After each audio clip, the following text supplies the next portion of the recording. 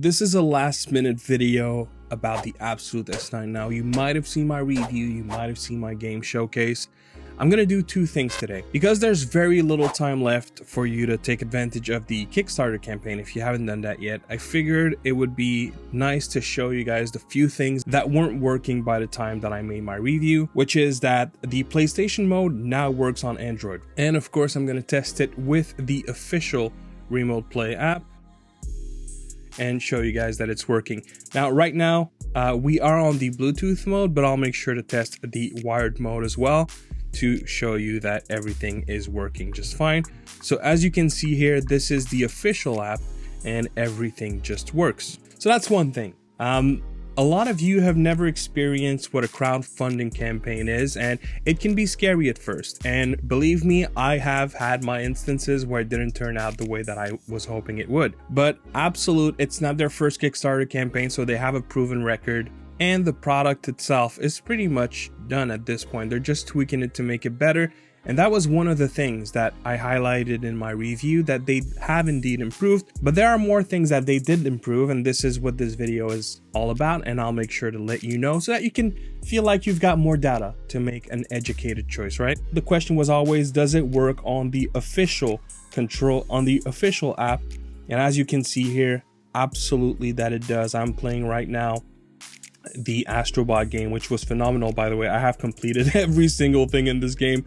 I loved it. And now, just before we move to the other thing I wanted to show you guys, right now, as you can see, the light here is blue, right? Which means that I am currently using the Bluetooth mode of the PS mode, and this light is purple. I don't know if it's going to come across well enough on the cameras, but yeah, the purple mode, at least in this version, represents the PlayStation mode, and that's also the mode that works on iPhones. So if I go and double tap M, I'm going to switch from Bluetooth to the wired mode, and all the same. So you can use it wired, you can use it wireless with the official Remote Play app, and it's going to work just fine.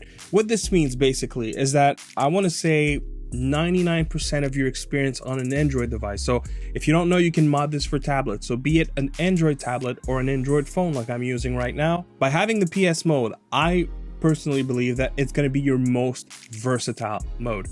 That is something that is really appealing for some people. At least I would think so, because you don't have to worry so much about, oh, I have to swap modes for this, I have to swap modes for that.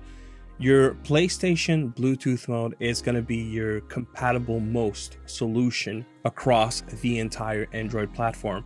Now, there are a few exceptions. I think Onkai Star Rail might be the only game that will require the Xbox mode. If I always forget which is which. It might be the only one that will require that you go from Xbox mode from time to time. But for everything else, and that includes mapping software, which we'll look into in a second, you can do that as well. All right, so now that we know that PlayStation Remote Play official app does work, let's go ahead and get back into the software. Now, one thing that I don't really need to showcase on this video, but I do find that they have greatly improved on the gyro. It's a lot more responsive. It's better. It's actually something I would use now, whereas during my review and my game showcase, it was better, but it was something I felt was not good enough to be a reliable option yet. So I'm glad to see that they're still working on improving gyro. One thing I wish was part of those settings is you have 3 axes when looking at gyro. You have tilt, you have yaw, and you have roll. And right now, as it stands, tilt is mapped to your Y axis, which makes a lot of sense. So you want this to make your, for example, if you're playing a first-person shooter, you want this to make your character look up and down. And that's exactly what it is right now. We should have an invert mode, in my opinion. I wish that was a thing. Now, the one issue I have with gyro right now is that the X axis, so looking left and right, is currently mapped to roll, which does make sense in racing games. I would argue that it doesn't really make sense when playing first-person shooters. You would prefer to have yaw because it's not going to distort your vision as much. And right now, as it stands, if you want to look left in Call of Duty Mobile, you're going to have to go like this, meaning that you're going to have to rotate your screen. Doing that while doing the tilt is, in my opinion, extremely confusing, whereas this makes more sense to me. Maybe people will have different opinions on that. At the end of the day, I wish we had the option to choose between yaw roll, or both, because you do have some software that will provide you the ability to use both yaw and roll to address your x-axis. And in fact, just to show you, let me go ahead and go back to Astrobot. So as you can see here, this makes the camera go up and down. But if I do this, it's not doing what it should. It's when I do that. And I would say that if you're playing looking down on your device, it's not as bad. When capturing footage right now, it does make sense. But if you're playing regularly, you would want to have your phone like this. That to me makes it very hard. And this is what it looks like, by the way. It makes it very hard to control the camera like this, I find.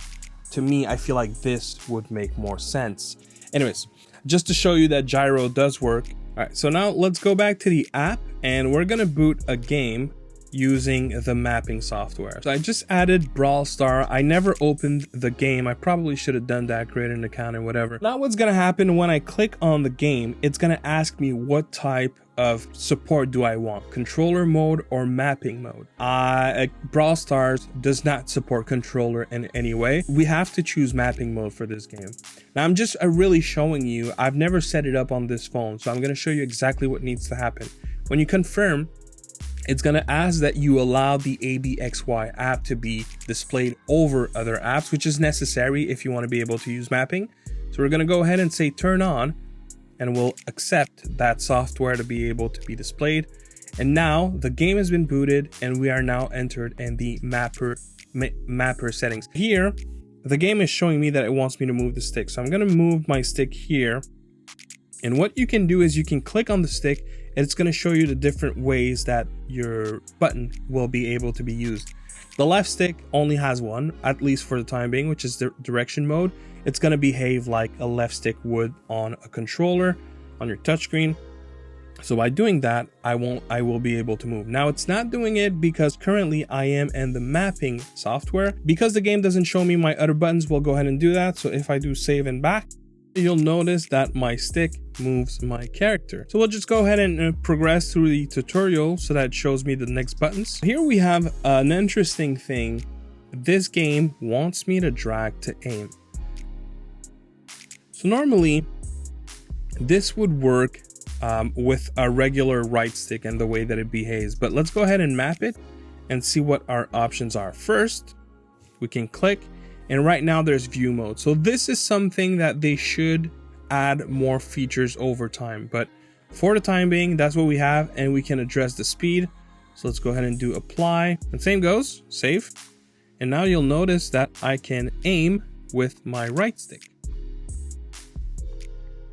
So I aim and I release.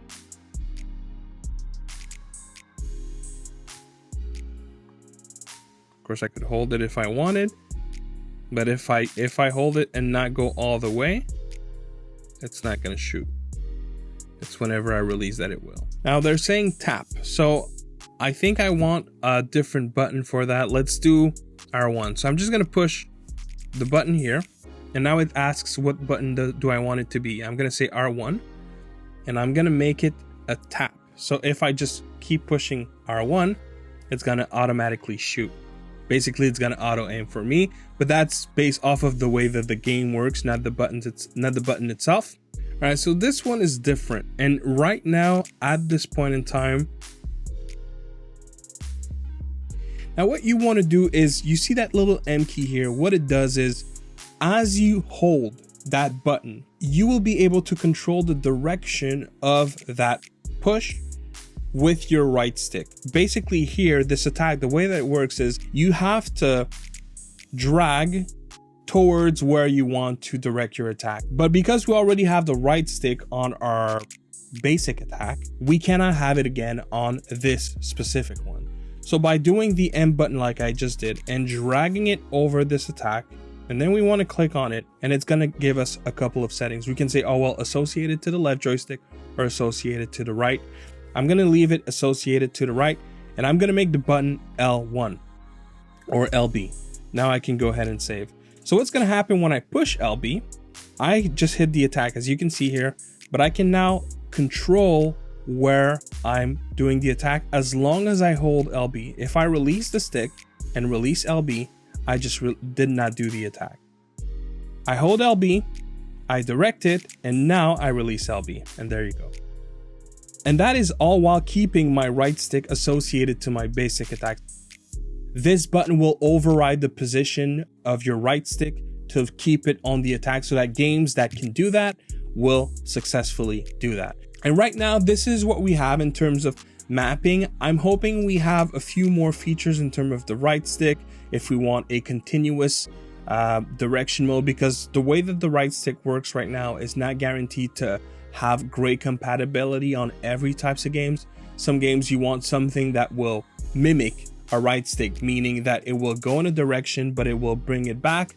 Whereas if you're playing, for example, a first-person shooter, you need for the software to constantly keep pushing as if your thumb would go like this, and I haven't seen that feature yet. Or maybe it's implemented. I guess what I haven't seen is the ability to choose from one or the other. So I'm hoping that we'll have more features, but right now what you have is going to be enough to play most games.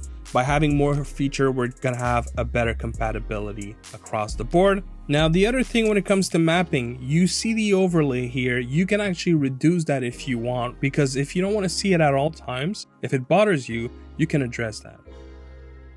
For example, right now, by just hitting RB once, it's doing the basic attack.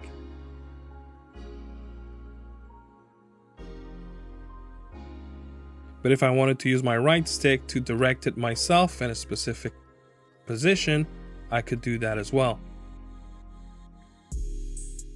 Now, you may notice that my character seems to over move a little bit.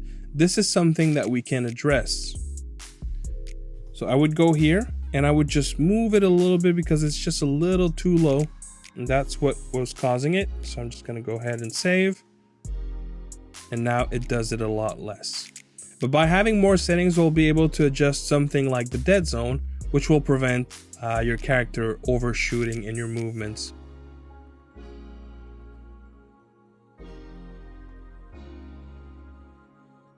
I'm not really good at this game, by the way. Please don't judge me. Oh, yay. Oh, no. Man. This guy just took everything from me.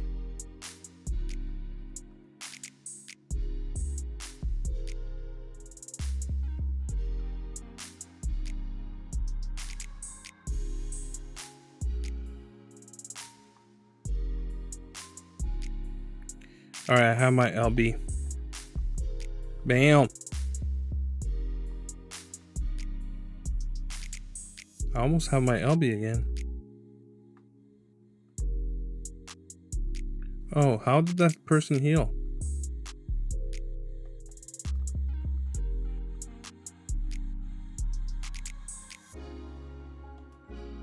No. Oh, that was a bot. Okay, that's why. I figured it didn't make sense. I hope this helped you see all the things that you can do. And the Abxylute team has been doing an absolutely great job at improving the controllers so that what you get by the end is so reliable. It has more features. I just noticed the orange light here is probably when we're using the mapping software. You can also save your settings, by the way. If you want to have a configuration, you like this one, but you want to try something else, you save it first, and then you'll have it for a rainy day, you know? So this is something that you can do as well. I would love for us to see a sharing feature, which is something that some mapping software do have, where you can use configurations from other users that have been created specific to a game that you're booting. So hopefully we'll have that over time. But for the time being, it's already awesome, even before the campaign has ended, to see that we can successfully use the mapping software with the Abxylute. We don't have to rely on third party. And as you can see here, it was super easy to use. There's a lot more about this controller. In my game showcase, I showed you how you can use a battery pack. I showed you how you can use it on the Switch using a USB-C female to male. There's so much going for this controller. Of course, you can change your D-pads. You can remove the faceplates. I pre-ordered a faceplate on the campaign. I'm so excited to have the white model as well. You can mod it to support tablets. There's a lot going for it. And right now, the fact that you're able to get that at $59 completely blows my mind. It's such a great value for such a superb controller. You have 3.5mm jack, you have USB-C charging pass-through, back paddles, you have modding capabilities, you have rumble, you have analog, you have gyro. I mean, what else could you want? And the ergonomics are phenomenal. I'm super happy with this controller. I hope it does great by the end of the campaign, and I hope it continues to sell because more people should have this in their hands. The experience you get out of, be it emulation gaming, be it at native, be it at streaming, GeForce Now, Moonlight, Amazon Luna, name it. Everything works because you have a Switch mode, a PS mode, an Xbox mode, an Android native HID mode. You're not missing anything with this controller. Do consider it. The campaign is nearing its end. They're saying it's going to be $99 by the time it's over. I mean, don't get me wrong. I still think at $99 that it is a great value. But if you could get it at less, why would you not go for that, right? Anyways, thank you very much for watching, guys, and I'll see you on the next one. Peace.